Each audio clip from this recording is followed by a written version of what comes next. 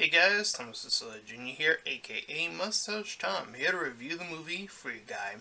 If you end up enjoying this review, then please consider joining my Patreon page. There'll be the second link in the description below. Also consider subscribing. With that shilling out of the way, I'll remind you at the end of the movie review. Alrighty then, so let's talk about Free Guy.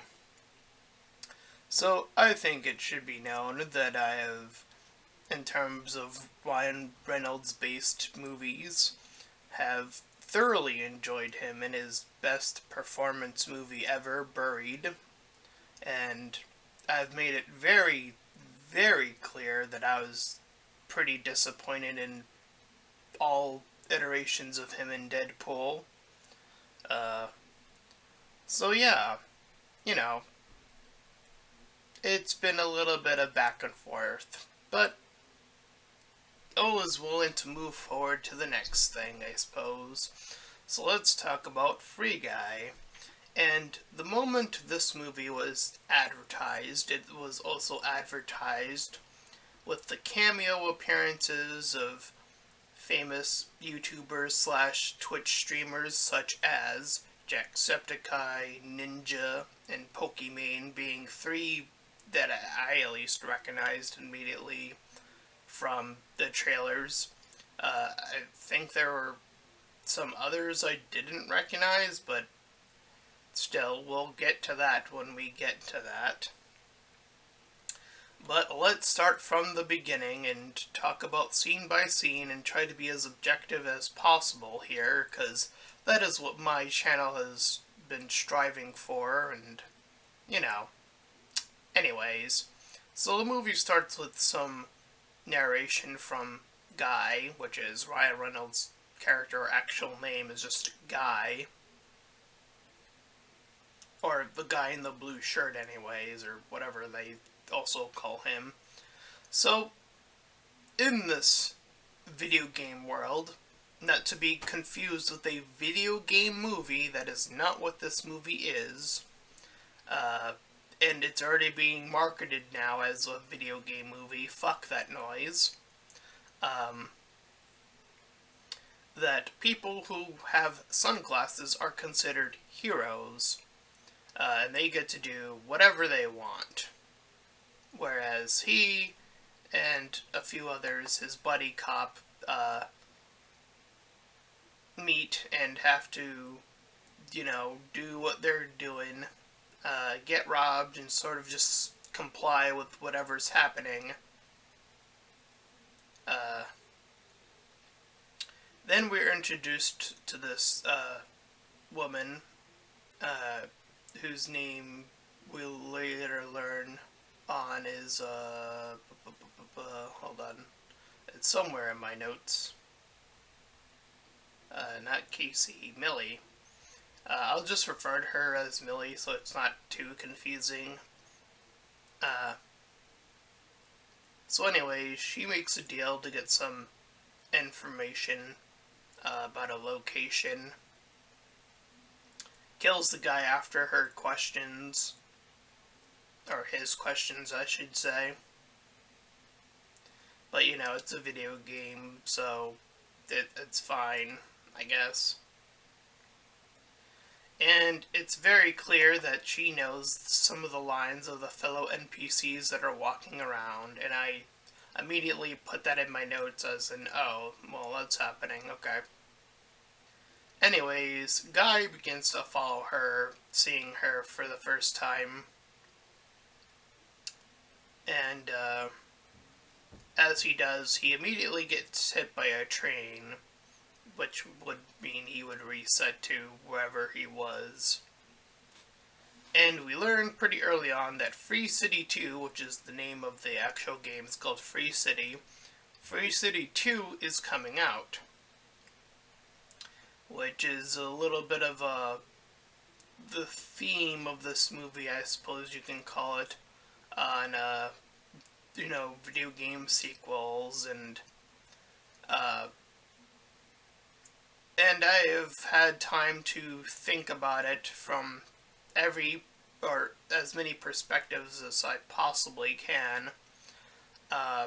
And this is my conclusion to sequels. I think that, you have say, your successful first movie, video game, what have you, at some point, right?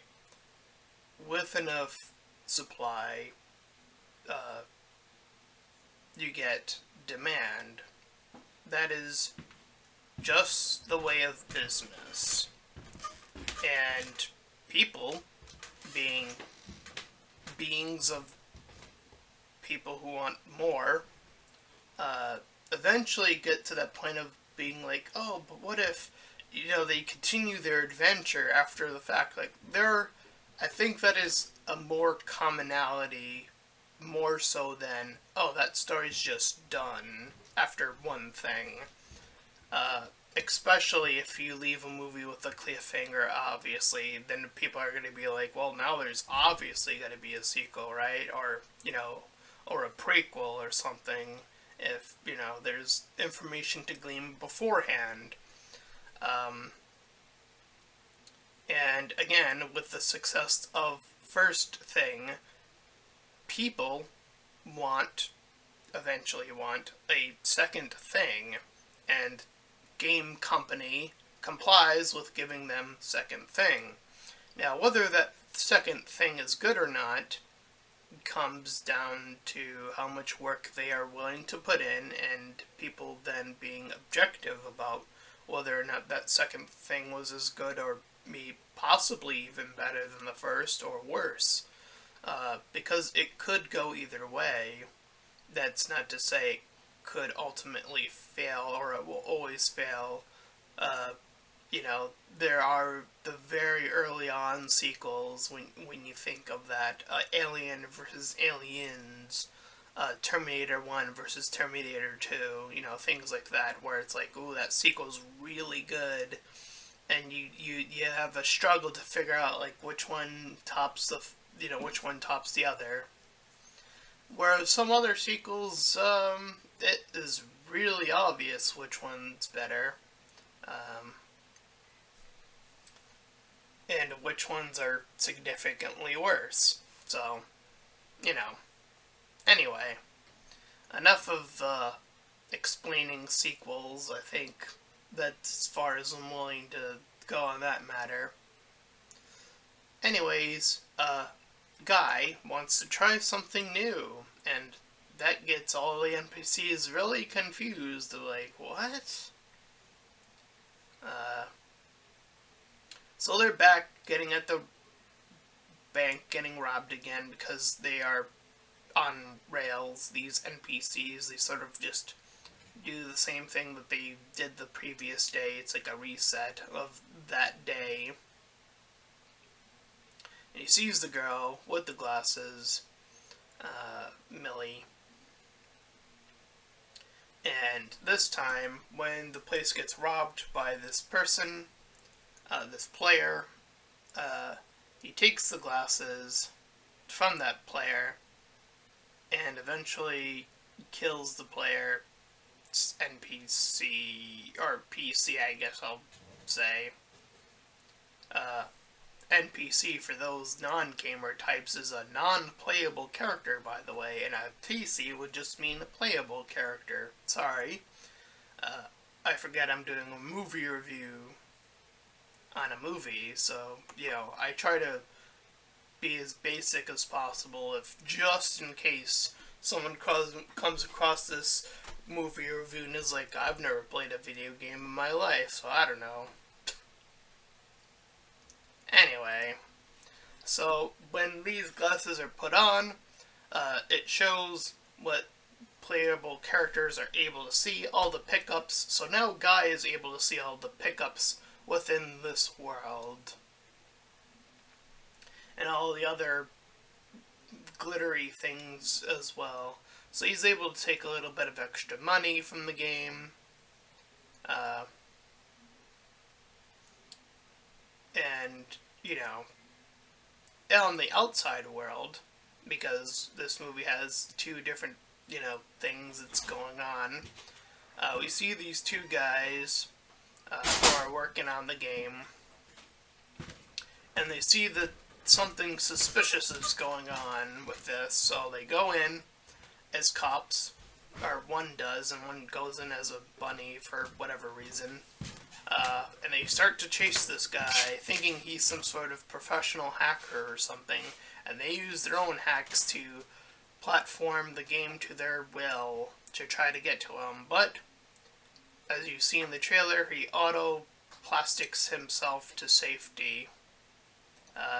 So, the stakes of this movie so far are zero, because we see when he dies, he comes back and he just resets back to where he was at the beginning. So, that is the biggest criticism throughout 2/3 of this movie. There is zero stakes in 2/3 of this movie. The only time where there are potential stakes are in the third act, which is not good. So we meet Casey, or Keys, I believe his name is.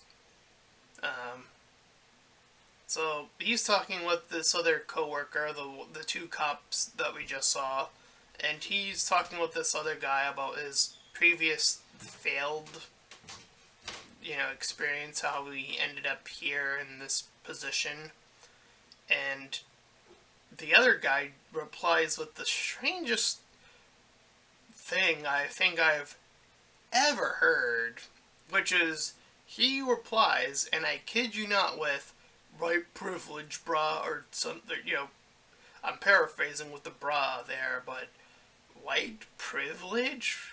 What? He was talking about his failures, and this guy replies with white privilege. I don't know. That was really, really dumb. And it made me immediately think of the whole, when there's like a feminine message in a movie and it, it's presented with, the very obvious cliches that are coming out from that now of, like, women, it has to be like, super powerful, have zero weakness, etc., etc. And it ends up doing more harm than actual good. It actually doesn't present the thing that it's trying to, present. Instead of being female empowering, instead it's so high on the scale of empowering that it's actually doing more harm than good. Because, believe it or not, people, and I mean in general, people want to see people with both strengths and weaknesses in a movie. Shocker that people want to see and experience characters that they can connect to by seeing their journey from being, starting in a position where they might have certain weaknesses and then overcoming their weaknesses. Shocker that that's a thing that people want to see in a movie. This is really basic bitch stuff. And when it comes to the white privilege thing, the character is white for all intents and purposes. But, yeah, he's talking about, again, it just doesn't fit. He's talking about his failures, and this other guy replies with, well, white privilege or whatever. And it just comes off as like, what? What are you actually talking about? And I know someone actually might reply, well, you're clearly a white person. Well, I'm actually Hispanic. I just have light skin, but I'm guessing that I would be considered white for all intents and purposes, even though I've been doing YouTube for 6 years, and have been unpaid, and have been dealing with failure all of my life, so does that mean does that equate to me then? Like, what is this? What is actually being said here? I don't know. Anyway, moving on.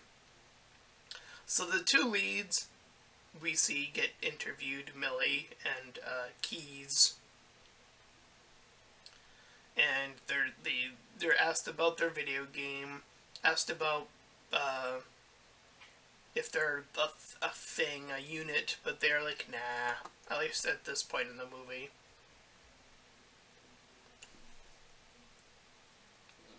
So anyways, so Millie's doing another jump in to the video game. Guy's there. He just somehow ends up in a location where she ends up somehow.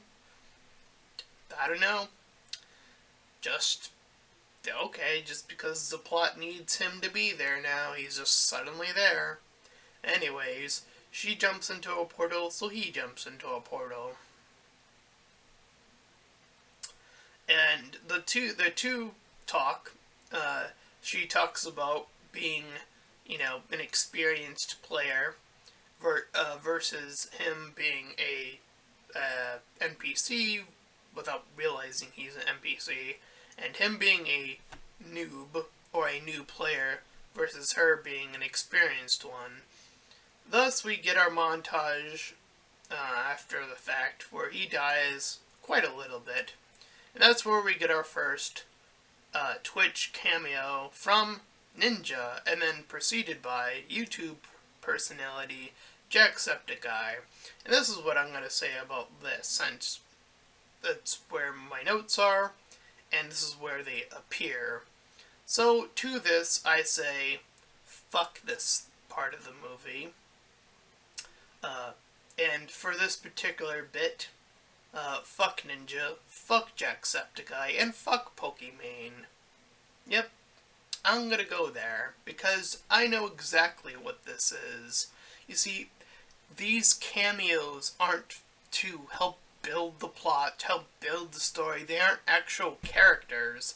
They're there explicitly to be the cameos, so be people, other YouTubers, like, I don't know, people who are reviewing this movie, the typical, YouTubers who review and, they try to be the nice guy, they try to be like, hee hee, they'll all point and be like, hey, I know these people, or, oh, they get to be in the movies, isn't that great? Fuck that bullshit. Remember in movies, and I'm gonna make an old callback here, oldish, I suppose, to, what's the movie called? Expendables, I think it's called, right? In the Expendables, I believe there were cameos. I don't remember which cameos were which, because there are 3 Expendable movies, so I do apologize, but at least from what I can recall from the first one, there were cameos, but the people who made cameos actually got to do stuff that affected the plot. Remember that? Remember when cameos used to be able to affect the plot? Actually used to have a purpose in a story? Remember those days? Can we fucking go back to that? If you're gonna have a cameo, can you at least try? That's all I'm asking for. Can you at least try to make it, if you're gonna have, say, Jacksepticeye, I'll just pull him out of the 3, have him come in as a PC in the video game portion in the movie. Help him help Guy. This is so fucking easy, and they don't do any of that. Except, instead, they just have him be like, oh no, Guy, oh... And they all do it, and it's like, fuck you. Fuck you for appearing in the movie.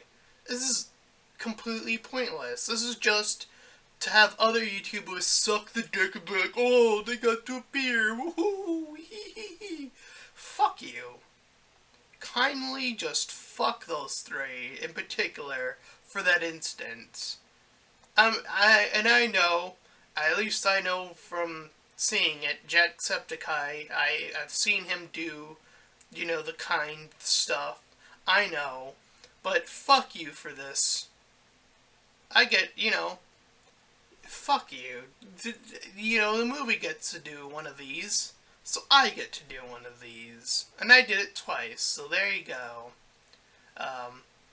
So yeah, that's what I gotta say about that. So anyways, he gets up to level 102 or whatever. Point being that he continues with his montage and gets better at the game, and he does it through being a hero. And he proceeds to even take another person's glasses, and he's trying to convince his buddy cop to take them, and then the buddy cop declines. Anyways, Keys and Millie get ready for their next mission, with Guy coming in with the assist. Here we meet our antagonist slash bad guy in the movie, Antoine, played by Taika Waititi. He's really good, and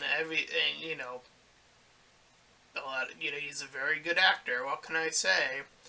And for all intents and purposes, he does what he can to be the eccentric, self-indulged, money-grubbing guy who's, his big thing is like money above all else, which, in terms of corporation, that does appear to be sometimes the end goal, to make money. And, anyways, so he wants to, again, make a second game, and he's seeing this progress start to shift, start to happen, and he's like, maybe I can use this a little bit.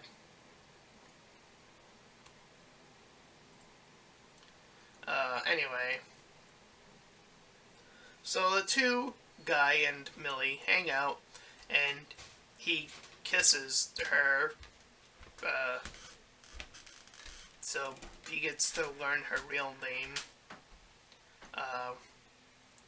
And after the fact, she explains how this whole world is, how he's an NPC, and he's sort of getting more and more confused. So she guides him to this glasses hub, where all the players are in a hub. They're in a hub pub. So after feeling pretty shit, Guy runs off. I saw Jack on my notes and I read it before. And so he goes to Buddy's house or area, and he's asking him about, the hypothetical of what if you didn't believe you existed, and he says, well, this moment's real, so that's all that really matters. And I don't know, I don't think that's good enough for this moment. I think that there's something to be said about when people connect to characters in a video game, and I think that that was a huge missed opportunity for this movie that's trying to be a video game movie to talk about, when people get emotionally attached to a video game character. What does that mean? Because that is where we are at now, where you can connect to these characters in ways that, back then, it was inconceivable. You didn't have characters who had very deep emotional stories back then. You had the basic of basic video games. I'm talking about all the way back to as basic as Pong, even early Mario, when, the only thing you did was jump on the guys, and that's, there isn't really a story happening here. And that's not to say you can't connect Mario, or it's impossible to connect to Mario, but I'm saying over the years, video game characters have definitely been, it's a lot easier to connect to them because people are writing video game characters now.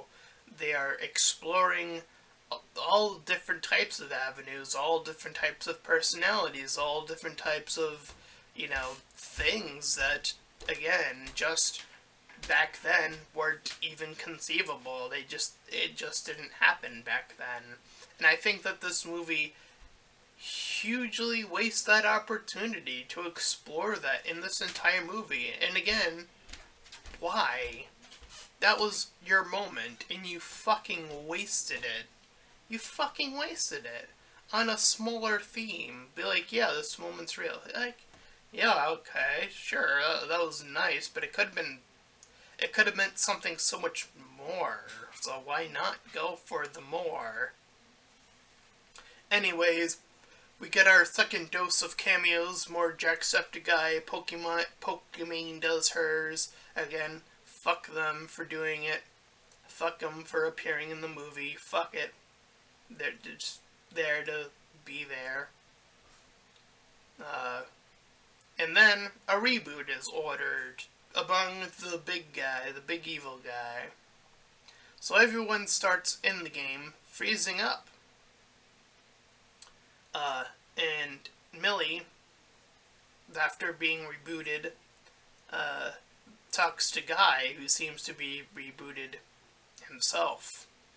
But she frees him because the other guy, Keys, explains that she was the one who did it last time, that his code was based off of, his freedom code, I guess I'll call it, was based off of her just being there, or something along those lines. So anyways, they gather up all the NPCs, and he gets his little speech. And we get more videos of YouTubers and Twitchers. I guess if I call YouTubers tubers, I gotta call Twitch people Twitchers. I don't know. Anyway, so the bad guys continue to try to hack the game too, and they insert Dude. Since Guy is Guy, they have to introduce Dude, who's also played by a buffer Ryan Reynolds, which is whatever. Anyway, so bad guys, again, we get a re-emphasis,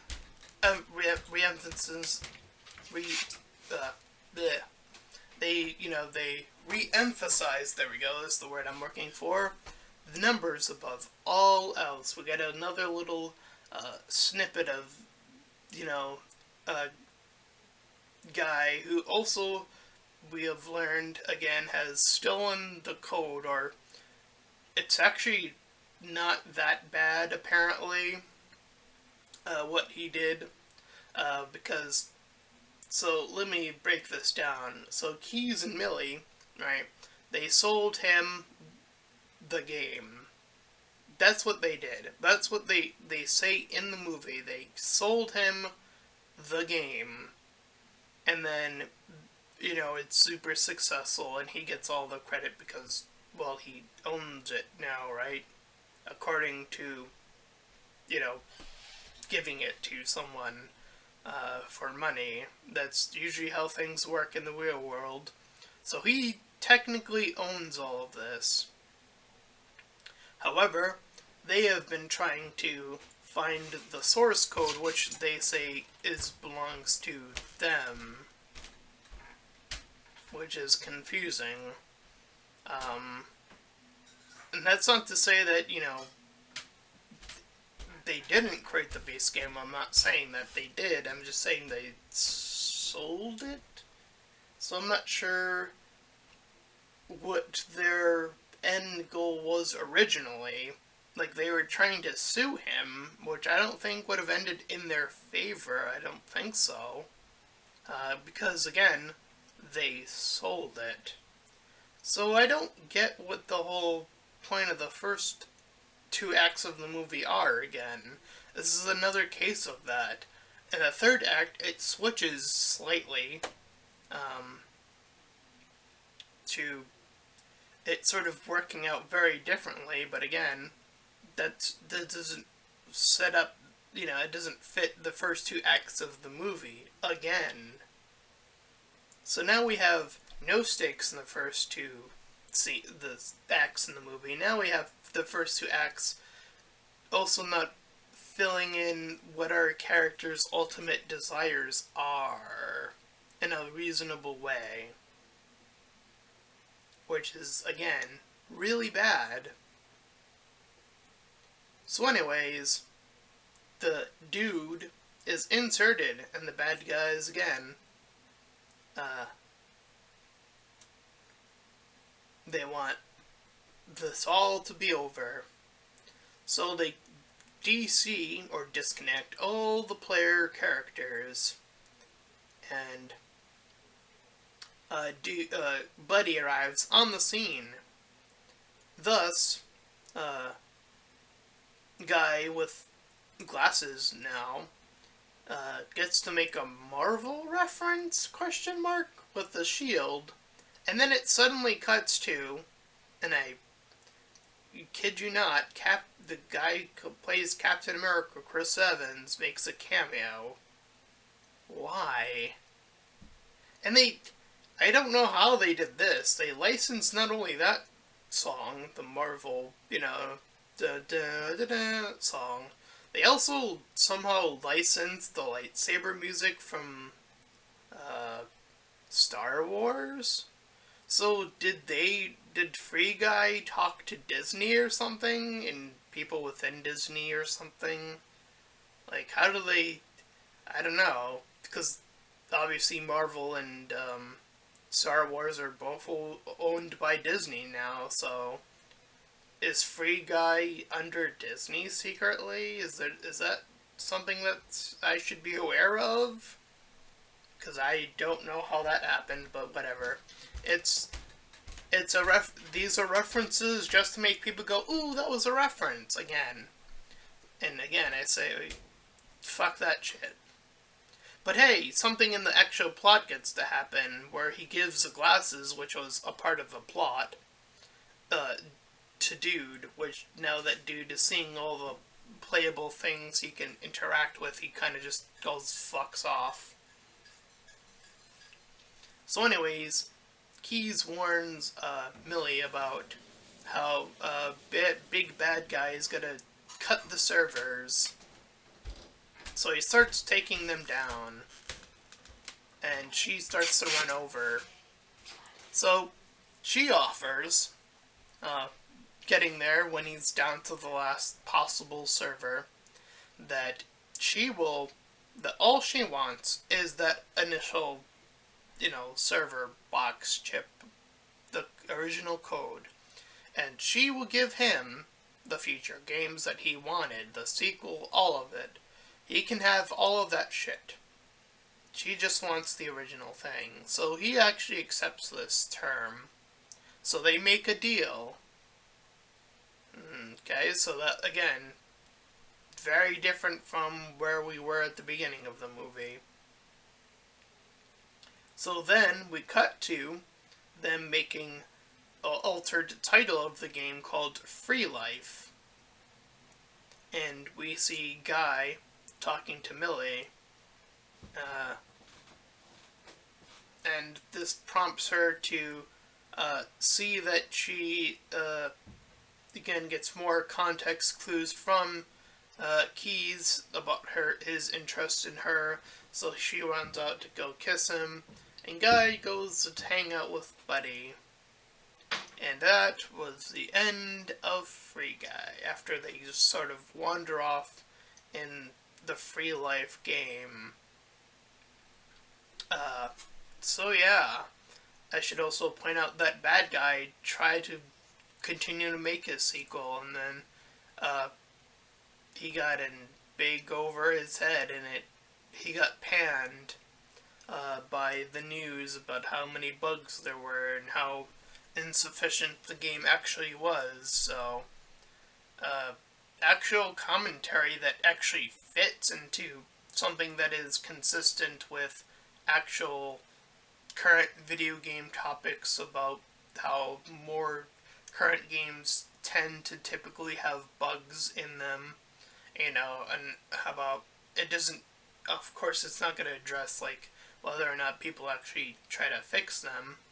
Um, so yeah, uh, there's a lot of missed opportunities here, and I get the feeling that a lot of people enjoyed this movie, and it's really, really bad, objectively so.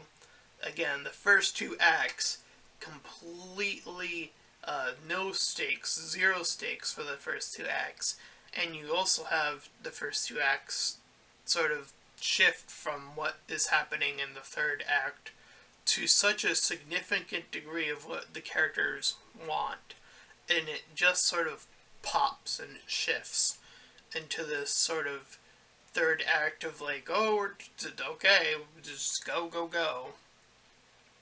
And again, you have so many missed opportunities about talking about, again, how much how much an NPC could affect people in real life to that degree when Guy is talking with Buddy in that moment.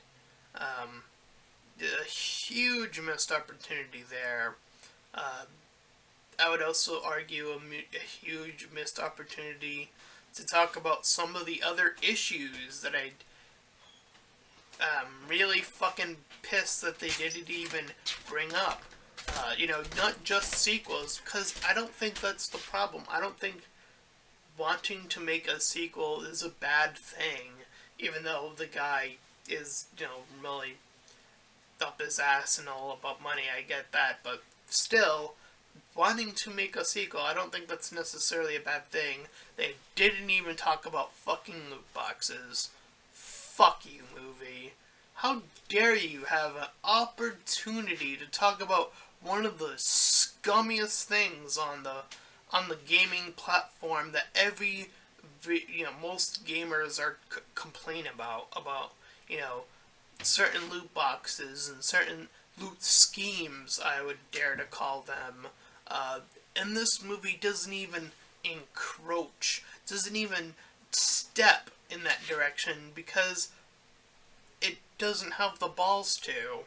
It doesn't have the balls to do anything dangerous. It doesn't have the balls to do anything that would dare make it a good, decent movie that has anything interesting to say. It doesn't have any stakes. It doesn't have any sense of... It has such a intense progression. Fuck this movie. I'm gonna give it a 1 out of 10. It's not a good movie. It's not. And, if I were being generous, I'd probably give it a 3, but that's the highest I'd be willing to go. Because 1 would be completely, even more broken. So, you know what? I'll give it a 3 out of 10, but it's still shit. It's still objectively shit. And again, fuck those people who cameoed one more time for the end goal. So that is my review of Free Guy. I wouldn't say, well, it's already too late. Apparently it made a lot of money, so get ready for that sequel. Oh, it's going to be really funny to see what they do, since, this movie was all about, the sequel. So, yeah, that's going to be interesting, if it does happen, when it happens, more I should say. So anyways, that's my rant/review. If you ended up enjoying it, then please feel free to like, comment, and subscribe. Also make sure to check out those links in the description. The second will head you over to my Patreon page. Any donations are desperately needed. Also make sure to subscribe if you ended up enjoying this review. And until next time, everyone, bye bye!